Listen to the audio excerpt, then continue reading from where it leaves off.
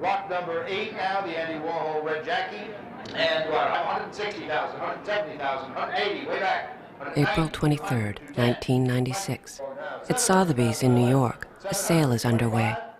I have $700,000 now at the back.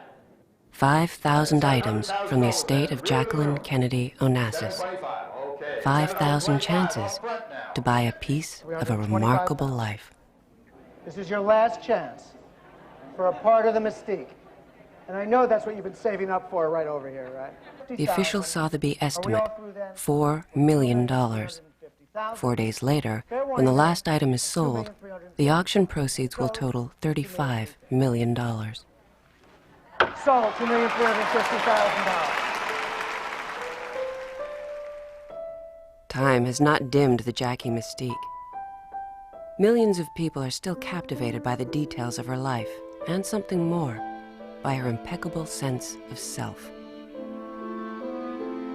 Jackie Kennedy Onassis, American icon, independent spirit, survivor, a woman whose life defines the power of style.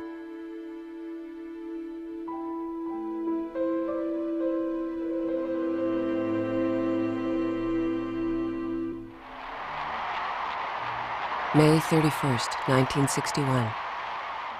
President John F. Kennedy and his wife Jacqueline arrive in Paris for a state visit. The spotlight is on relations between America and France. But it is the First Lady who steals the show. In the Hall of Mirrors at the Palace of Versailles, Jackie enchants President de Gaulle with her knowledge of French literature and language, her beauty and elegance.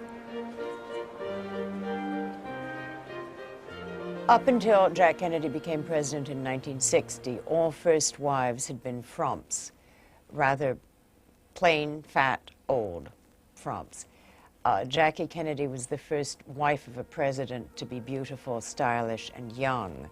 For the Europeans, the fact that she wasn't wearing flowered house dresses and harlequin glasses meant that America was perhaps more sophisticated than they'd assumed. She was reassuring to the Europeans because she looked great. She obviously was a star of the whole performance. Whatever the president had to say or do with de Gaulle took a back seat in French eyes, obviously. And indeed, I think it must have had something to do with a new friendship between France and the United States. From Versailles to America, Jackie takes the world by storm. That's right. I rather love this fall. It has all the colors one thinks of when one thinks of the White House. Her celebrated tour of the White House in 1962 is a huge media event. Viewed by 80 million people, it establishes her place as an American icon. We had such a great civilization that so many foreigners don't realize it. America is really like an army of Hicks. And her major role was changing that by setting an example. I think that Jackie will go down in history even more importantly than she is today, because she is one of the women of the century. She's a Cleopatra of the modern era. At the heart of Jackie's influence is her sense of style. And that is always more about her character and values, about who she is as a person, than it is about being well-dressed. Style comes from the inside. Fashion comes from the outside. And people who really have charisma, like Jackie Kennedy, it's where style meets fashion. Throughout her life, Jackie keeps reinventing herself. Her looks, her circumstances keep changing, but her style remains a constant, the bedrock of her life, first formed in an extraordinary childhood. She's born a Bouvier at Southampton Hospital on Rhode Island on a scorching summer afternoon in 1929.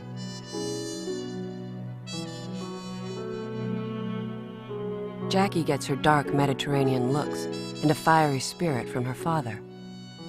Black Jack Bouvier, also known as the Sheik, is a stockbroker who loves clothes, women, and fast cars. A man renowned for his highly dramatic sense of style. Jackie's mother, Janet Leigh, is the polar opposite of her flamboyant, reckless husband. The product of restrained good taste, Janet Leigh grooms Jackie in her own image, an upper-class young lady, well-educated, well-dressed, feminine, and always in control.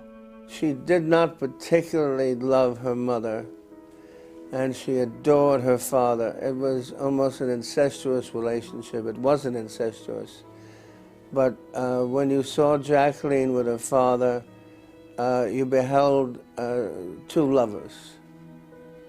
And when you saw Jacqueline with her mother, you beheld a very argumentative, petulant child. Jackie's real mentor is her grandfather, Bouvier. He encourages her to explore the world of ideas, books, and art. He taught her literature. He gave her Shakespeare to read. He gave her Gibbon's, The Decline and Fall of the Roman Empire, to read, to a little girl about 8 years of age. Grampy Jack's summer estate, La Sata, is not only a showcase of European design, with spacious rooms and a formal Italian garden, but an elegant stage where the Bouviers preserve the strict rules of Old World style. At La Sata, the meals are exquisite, the conversation literate, and Jackie learns that everyday life must appear seamless, spotless, and cultured. I mean, I think she just generally picked up a sense from her milieu that one needed to be cultured but not too cultured, and that one needed to wear one's culture kind of like armor, a sense that one always showed one's best face. Grampy Jack believes the Bouviers were originally titled aristocrats in the French court of Louis XIV.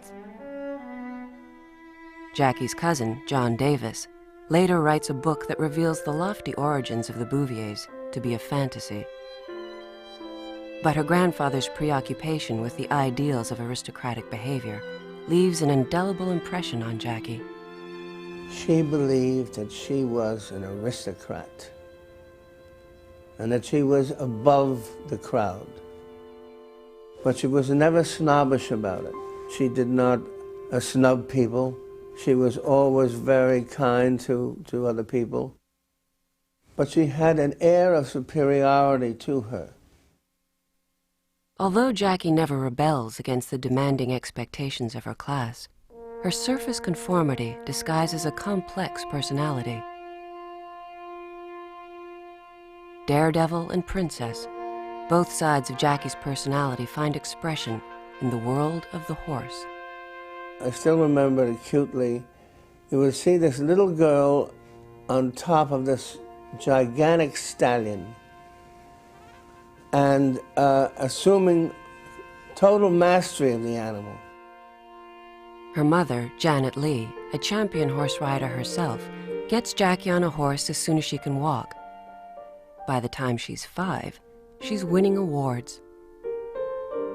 From the very beginning, she was an incredible equestrian, and she did things that sissies like us would never do. Jumping fences, and she used to spend a long time in the stables currying the horses, you know, getting very close to them. Jackie's dedication to riding and her fearless style as an equestrian remain unchanged throughout her life. On horseback, she expresses the things that matter most to her: beauty, freedom, and control. On the surface, the Bouviers appear to be living a charmed existence. But Jack Bouvier is always short of money, and he is a compulsive womanizer. In 1940, Jackie's parents divorce. It is the first traumatic moment of her life, and characteristically, she copes with stoic composure. If she were in pain, nobody would know it. She never complained. In fact, I never saw Jackie cry. When Jackie's mother remarries, the lavish estates of the Auchincloss family become the backdrop to a stable new period in her life. Hammersmith Farm, the family's 75-acre summer home in Newport, with its lavish gardens and plush interiors, is a haven for Jackie. Her room is a luxurious retreat where she spends hours reading, writing poetry, and making sketches of her surroundings.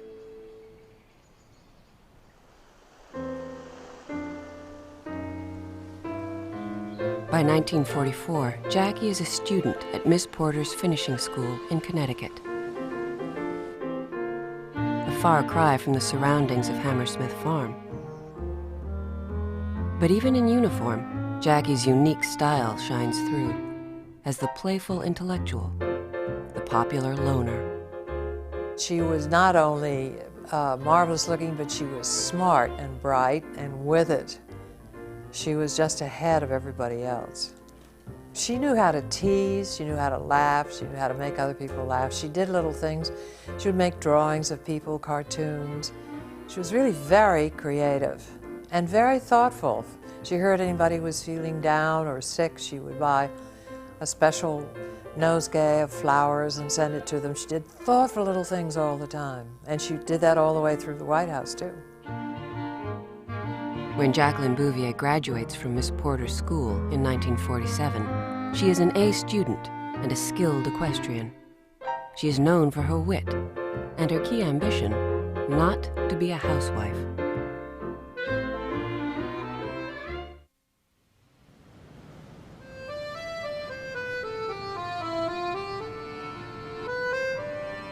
Jackie takes her ambition seriously. By 1949, at the age of 20, she is studying art, history, and French at the Sorbonne in Paris.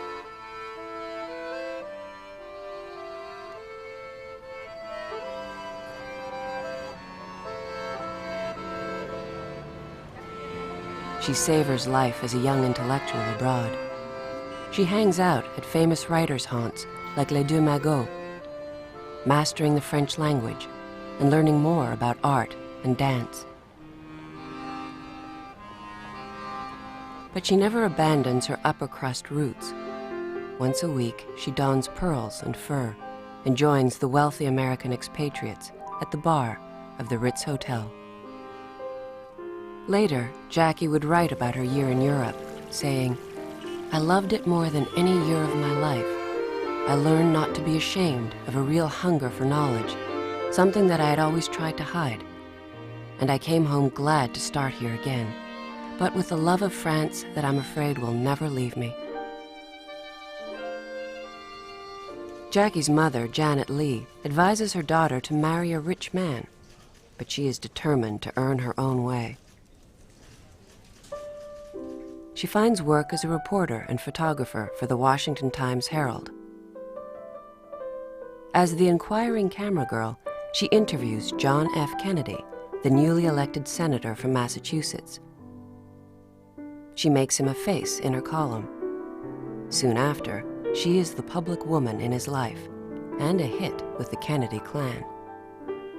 The Kennedy family was one that, since the 20s, very much had appreciated and valued a certain degree of panache and style. John Kennedy's mother, Rose, prefers to be dressed in French couture. Her husband, Joseph, understands the importance of image. In Jacqueline Bouvier, Joe Kennedy sees an upper-class French Catholic who will elevate the social status of his son. Together, John and Jackie create a perfect picture. An attractive, vital young couple that America can look up to and vote for. The wedding of Senator John F. Kennedy recalls Newport's one-time social grandeur. Speaker of the House Martin. On September 12, 1953, the Kennedy-Bouvier wedding is the social event of the year. For the Kennedys, this is also a political showcase for a young senator with his eye on the White House. With a pretty wife and a politically rising star, the future seems bright for the junior senator from Massachusetts. What no one suspects is that Jacqueline Kennedy will give America an exciting new image and a fresh way of thinking about culture, fashion, and history.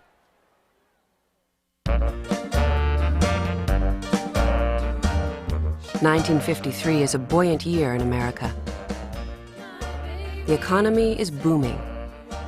The country's new president is Dwight D. Eisenhower, former Supreme Commander of the Allied forces in Europe during World War II. His wife, Mamie, is a popular First Lady who describes herself as perfectly satisfied to be known as a housewife, thankful for the privilege of tagging along by Ike's side. As the wife of Senator John F. Kennedy, Jackie never rebels against the 50s ideal, the little woman who puts her husband's needs above all else. She was going from being a columnist to starting to do more frequent full-length feature stories for the Washington Times-Herald, and was essentially asked to give it up by Jack Kennedy when he said to her, "Well, Jackie, there's only room for one writer in this family, and it's not you." And she acquiesced. Would you like to be the wife of a vice presidential nominee? Well, if he wanted to be the vice presidential nominee, I'd like being his wife. When the young Kennedy couple moves to this modest house in Washington, Jackie is determined to be the perfect wife, but also determined to do it in her own way, by elevating American values with European flair. She transforms daily life with her perfect upper-class taste and hosts exquisitely planned dinner parties for Jack Kennedy and his political friends. She helps out her husband in office and learns about politics. And she transforms the casually dressed senator into an impeccably groomed politician. Spirits are high in Los Angeles, highest of all, perhaps, among the supporters of the party's fair-haired boy, Senator John Kennedy. The great senator from the state of Massachusetts, John F. Kennedy. By 1960, Jack Kennedy has his eye on the presidency. As a Catholic and a Democrat, his chances of winning are slim. Although Jackie goes along on the campaign trail as the dutiful wife, the rough and tumble of politics is definitely not her style. I just can see Jackie right now, just sort of standing alone in a crowd when no one was coming up to talk to her, and she hadn't, there was no one for her to talk to, and she just looked kind of lost, and but with that really wonderful, warm smile pasted on her, that she had obviously said, "I'm going to keep smiling through this." She was a very unusual and different political wife. I mean, instead of going to these fried chicken dinners and glad-handling everyone, she would, sit in the back smoking a cigarette and reading de Gaulle's memoirs in French. There was a piece in Time magazine, I think just before the election of Kennedy, that talked about how she liked to dance barefoot in orange slacks. I was a tiny child when I read this, and I thought, this lady's hot. This is great. Against all odds, John Fitzgerald Kennedy defeats Richard Nixon and is elected president on November 9, 1960. And the first Catholic chief. So now my wife and I prepare for a new administration and for a new baby. Thank you. I was impressed immediately with Jackie Kennedy's presence. The inaugural day itself, I was fortunate enough to be assigned a car immediately ahead of the Kennedy car in the procession from the Capitol to the White House. And I was looking right down at them as we formed up, and they both gave me such a wonderful smile and a wave, and that I immediately felt that I was part of the Kennedy family. And I think this is what happened to the public. There was a warmth there on the part of both of them that we hadn't seen in the White House in our generation. When Jackie became First Lady, she gave me the impression that she had signed up for that. If she didn't like the pursuit of the office, she liked the office a lot. She was interested in it, determined to do a good job, and to do the job her way, not anybody previous First Lady's way. And so, almost overnight, Jackie makes a remarkable transition from the slightly bored wife of a senator to the queenly role of First Lady.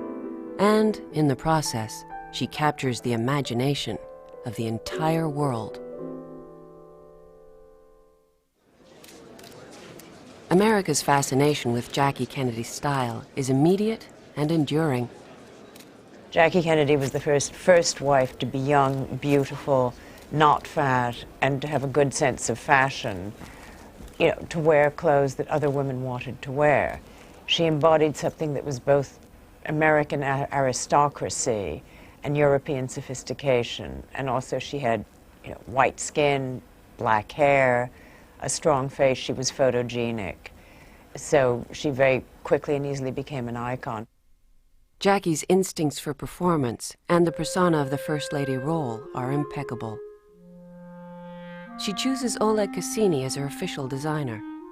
He has been trained in Europe and has worked in Hollywood, and with Jackie's collaboration, Cassini creates a mythical look. She had a Sphinx-like look in the face. To me, she was like a princess of Egypt. The shoulders were very broad, like you see in the hieroglyphics. You see all these Egyptians with very large shoulders, slim hips, long waist. So once it was established that she was a princess of Egypt, then in the course of designing all her clothes, there was a story, a trend that I could follow, a theme. Jackie's look is classic, but she dares to be different. At a time when affluent American women are all wearing furs and dainty veils, the new First Lady stands out in a simple beige cloth coat and a very large pillbox hat. It is the beginning of a show of style that will captivate America and the world for the next 1,000 days.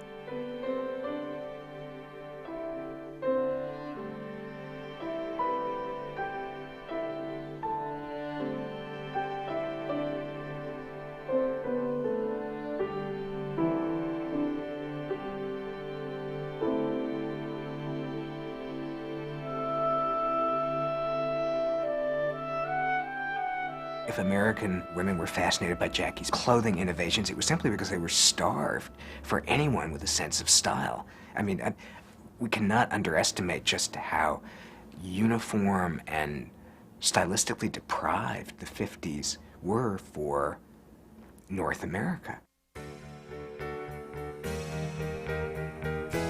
Jackie is also in the right place at the right time.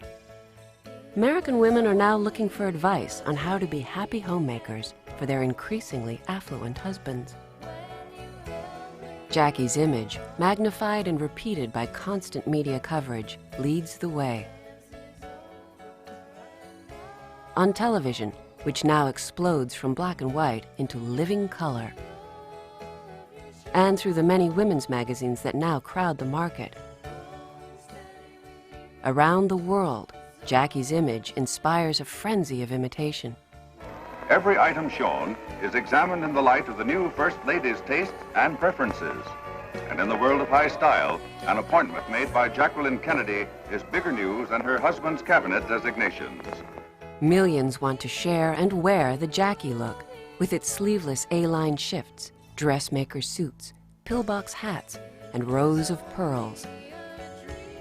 When the First Lady steps out in a leopard skin coat, the worldwide demand for leopard permanently puts the big cat on the endangered list. She never made a mistake in her clothes. It used to just kill us on the staff because we would try to twist a scarf the way she did. She would put on a belt and a scarf, and suddenly a very ordinary, inexpensive pair of pants and a shirt would jump to life and be absolutely chic, perfection. What Jackie refused was bauble or inelegance or messiness. So that for me, Jackie's stylishness wasn't a matter of having a good outfit, but of not making mistakes. Maintaining Jackie's image is an expensive undertaking. In 1961, the First Lady's expenditures, over $100,000, are more than the presidential salary. But Joe Kennedy understands the necessity of myth-making. He foots the bill, and the Jackie look plays on to an adoring world.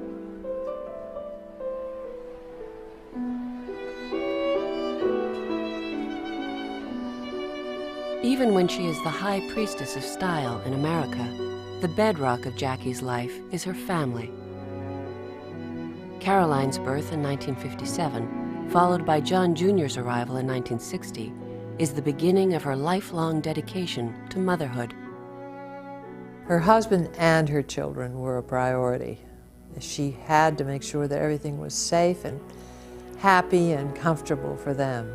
And she guarded the children, kept them away from all the prying tourists who would shout and say, "Caroline, come over here, here John," as though they were calling a dog, you know. It was just, she hated that, so she spirited them in and out of the house at odd moments when the crowds wouldn't be going through. Jackie's experience as a wife is more complex than anyone will ever know. Although her husband's many infidelities are kept from public view, privately, Jackie endures the humiliation of adultery. With her characteristic restraint, she never discusses the details of her private life, and ultimately declares her marriage a success. Casting the perfect image as a wife and mother, Jackie becomes a source of inspiration for all of life's little details. If you could have seen the letters that I got saying, everyone says I look exactly like you, Mrs. Kennedy. Exactly. My hair is exactly like yours. I would like to know how many rollers you put in it at night. You put 3 down the middle and you put 2 on each side. And does the president mind the rollers? I mean, the questions were wonderful. But she was a movie star to the public. She could do no wrong. She becomes an ideal. She becomes the American princess, the young woman who, for the first time, sets an example of how to dress, how to entertain, how to raise your children, and how to decorate. As First Lady and a student of history, Jackie's greatest passion is the White House. She resolves to turn it into a museum for the American people. It just seemed to me such a shame when we came here to find hardly anything of the past in the house. Hardly anything before 1902. The portraits were not original portraits. The furnishings were sort of ersatz, this and that, from the early 19th century. There really wasn't any great distinction in the house. In fact, the most recent inhabitants of the White House, the Trumans and the Eisenhowers, use department store furniture, while authentic White House antiques are warehoused nearby. She said, we have to change this bourgeois look, and it has to be beautiful. Versailles had survived all this time, and the White House will have to survive a long time. Jackie had a tremendous conscience about doing it right and getting the best possible advice.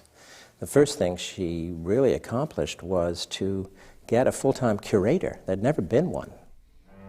Jackie Kennedy thinks the formal rooms of the White House should have a sense of state, arrival, and grandeur. She falls under the spell of Stéphane Boudin, an interior designer known for bringing French design to refined homes around the world. Detail by detail, sketch by sketch, choice by choice, under Boudin's guidance, Jackie transforms the White House in an alchemy of American history and French design.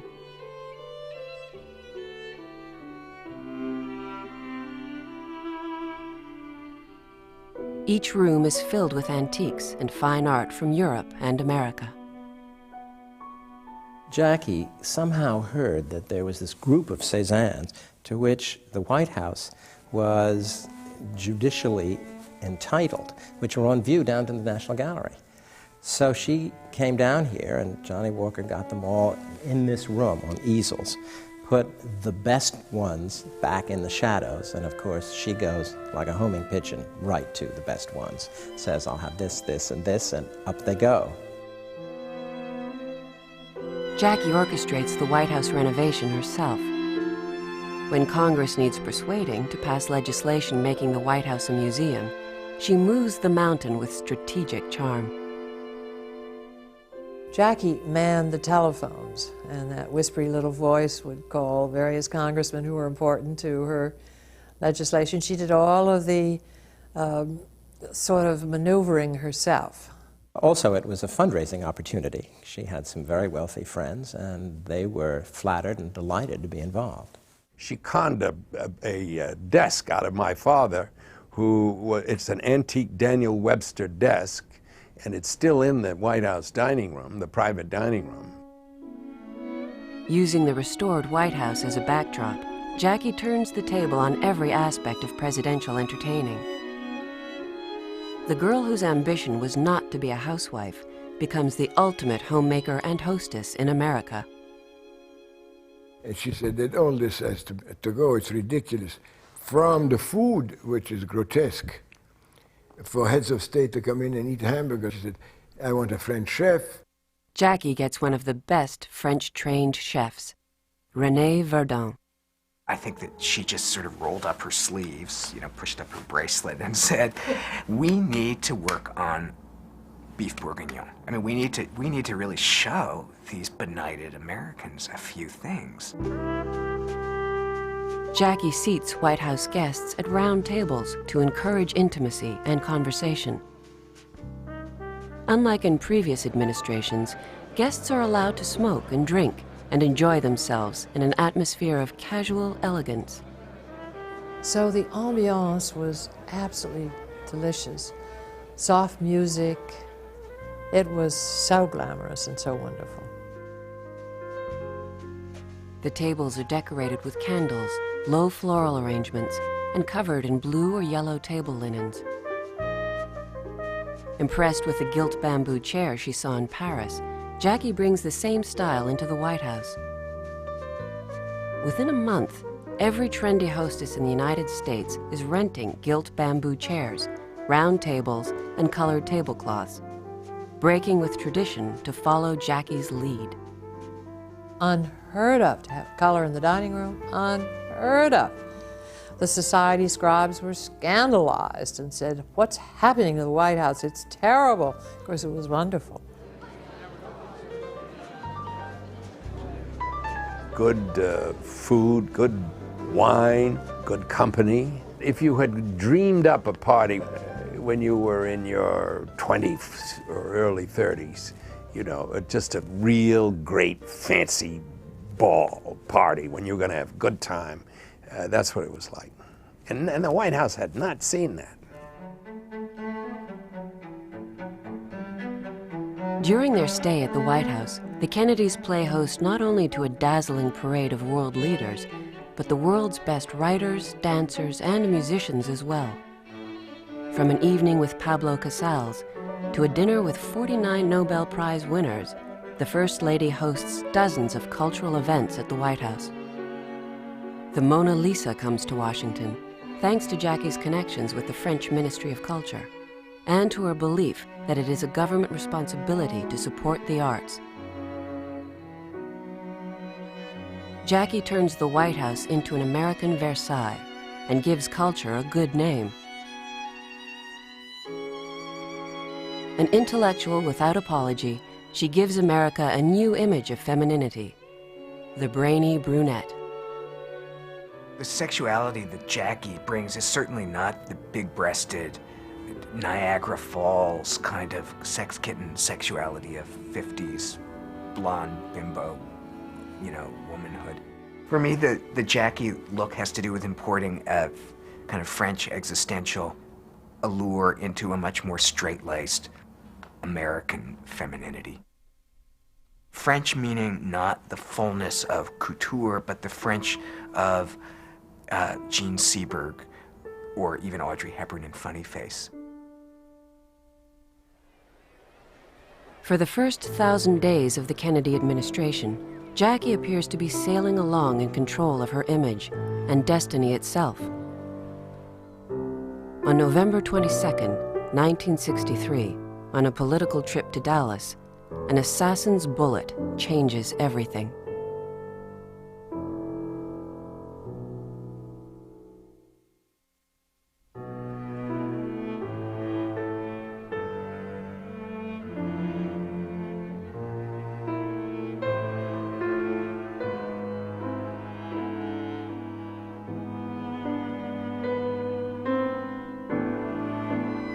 Of course, at first, the horror of sitting there alongside her husband with his brains blown out practically in her lap.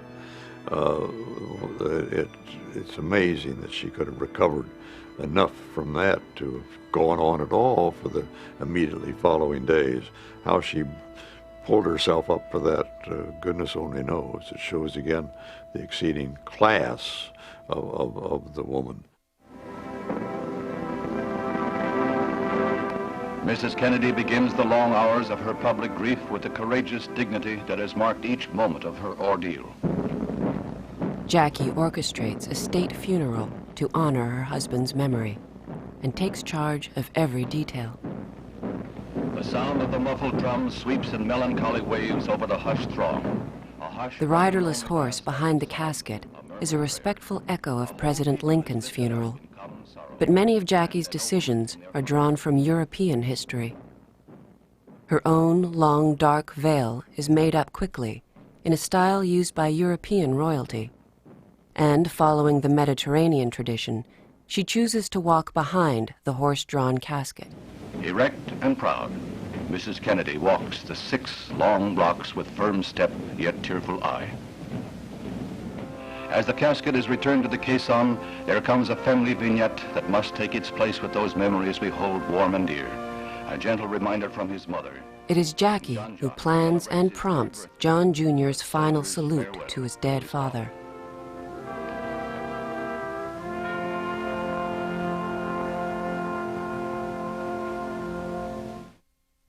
And it is Jackie who lights the eternal flame at Arlington Cemetery. That, too, is her idea, inspired by the unknown soldier's grave that she once saw in France. Jackie understood that the funeral would be a uniquely influential event digested by millions, and that it needed to be presented as a spectacle, that it needed to have the dignity and austerity and coherence of any performance, which is not to say that she wasn't upset and that it wasn't grief that dominated this calculation, but that there was a sense that appearances needed to be maintained and that this would be broadcast. This would be an effect. It would enter people's homes. It would influence other people's conduct. It's another way of saying that style matters. Style, which is how you behave under stress, how you behave in human circumstances, matters and has an impact. It's not just a dead set of etiquette codes. I want to take this opportunity to express my appreciation for the hundreds of thousands of messages, nearly 800,000 in all, which my children and I have received over the past few weeks. The assassination and the days following established that there was something more to Jackie Kennedy than merely a fashion model and a dictator of taste, if you please. There was a strength there. There was an iron in that will that I don't think we ever appreciated being there at all. And in the subsequent days and years, she showed that by being her own person. She, by Jove, lived her own life.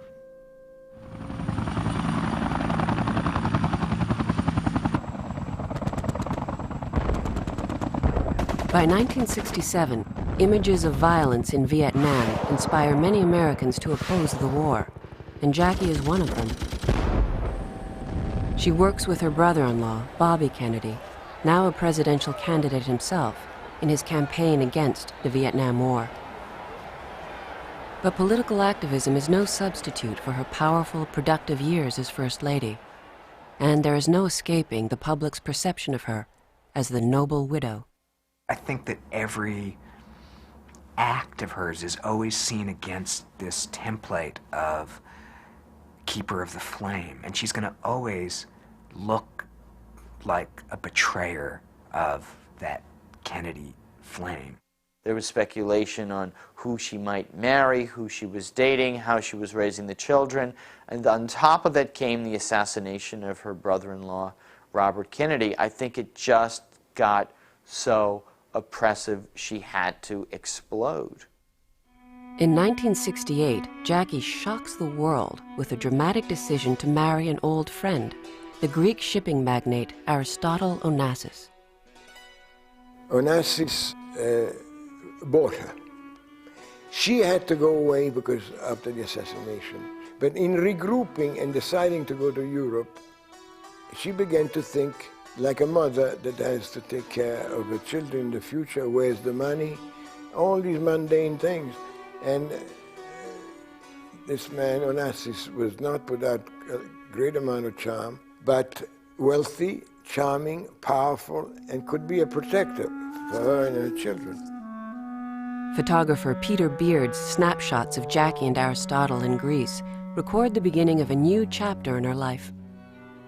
He was a great person from the point of view of an all-nighter, renegade, eccentric, very primitive in a very nice way. He thought the Impressionists were trying to impress people.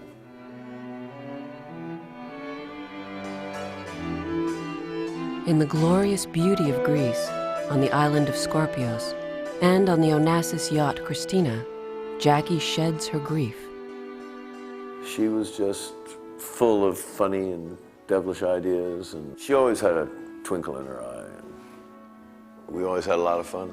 Lots and lots of things going on, visitors and guests being well taken care of, candid conversations, always good taste and sense of humor.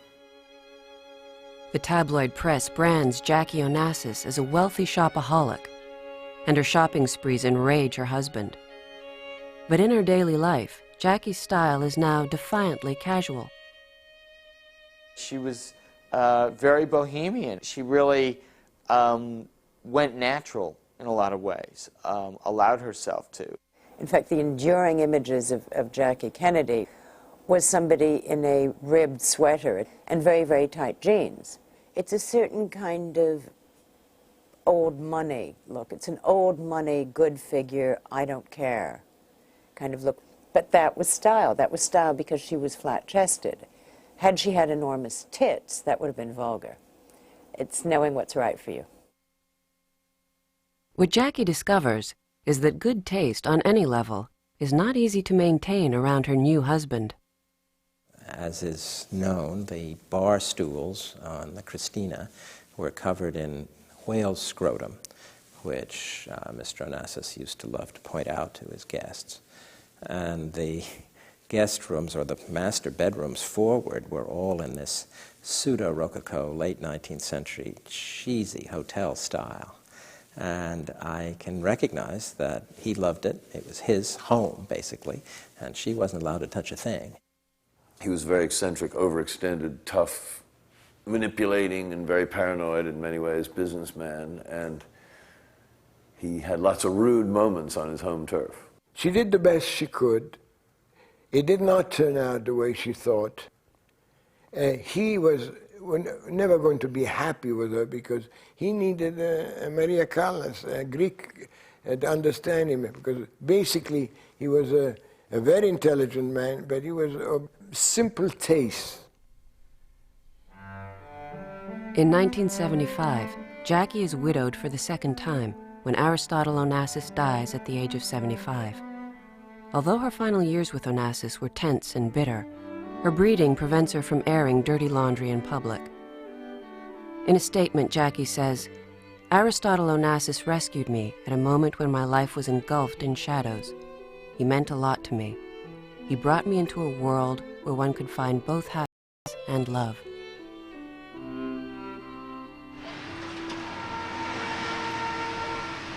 New York, 1975. Jackie Kennedy Onassis begins the final chapter of her life. As the widow Onassis, Jackie is popular and lives a glamorous existence. She is spotted at the best restaurants, at galas and theater openings with many different escorts. For the first time, she embraces life as a single woman. But friends see she is adrift, without a guiding discipline to absorb her energy. I had lunch with her one day and said, "Listen, you've got that brain of yours, why don't you use it? You've always been terrific with books, why don't you work for a publisher?" Using her connections, Jackie gets a job as editor, first at Viking Press, and then at Doubleday in New York. Having inherited $26 million from the Onassis estate, Jackie doesn't need the money, but she does need to reinvent herself. She knew that she could make a grand entrance in a dress and shake hands and charm people. What she didn't know was if people valued her simply for who she was as a person. And that she finally learned as a late bloomer, really, in her late 40s when she went back into the workforce. Inadvertently, at the age of 46, Jackie once again becomes a new American archetype, a single working woman bringing up a family. Every time Jackie had a goal, and I suppose that even in the last period, she had a goal. Contentment may have been the word. Given her love of literature and her early training with Grampy Jack, it's not long before Jackie earns serious respect as an editor. Her list of authors is impressive, ranging from the Egyptian writer Naguib Mahfouz to America's Bill Moyers, Diana Vreeland, and Peter Beard. What really mattered to her was a kind of a personal, rich life. Not rich life like rich life, but rich in good books, good conversation, friends she could trust, I guess. I was very impressed that when we'd have lunch, she would wear trousers with no tights, bare feet and loafers, and a very, very old beaver coat. And I thought it was great to have this kind of 20-year-old beaver coat, you know, that was worn at the edges. I mean, that's true style. It's not American style, that's European style. Jackie only seeks out public attention when it serves her ongoing passion for historic preservation. In New York, she turns her attention to Grand Central Station and launches a massive and successful campaign to save it from the Wreckers' Ball. She also preserves the history she helped create by founding the John F. Kennedy Library in Boston. It now houses all of the archives of the Kennedy administration. One of the happiest choices that Jackie makes in the last chapter of her life is to pick Maurice Templesman as her companion. He is an older, balding, portly, married man, but within that unlikely package, she finds her soulmate and her heart's desire. Together they share a love of the arts and a life of simple pleasures. Having had everything, she's finally realized that the best thing for her was to live a simpler life. In a way, she ran away from glamour, from beauty, for a steadier, if difficult to understand relationship. And she was happy that way. Jackie is diagnosed with non-Hodgkin's lymphoma in February 1994. Characteristically, she greets the news of her fatal illness with stoic courage. "I'm almost glad it happened, because it's given me a second life," she says. "I laugh and enjoy things so much more." Jacqueline Bouvier Kennedy Onassis dies in her apartment in New York on Thursday, May 19, 1994. According to her wishes, she is buried beside President Kennedy in Arlington Cemetery.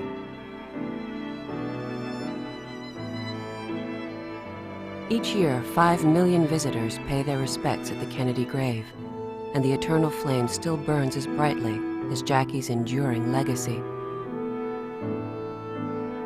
Jackie Kennedy, I think, without doubt, left us a legacy of taste.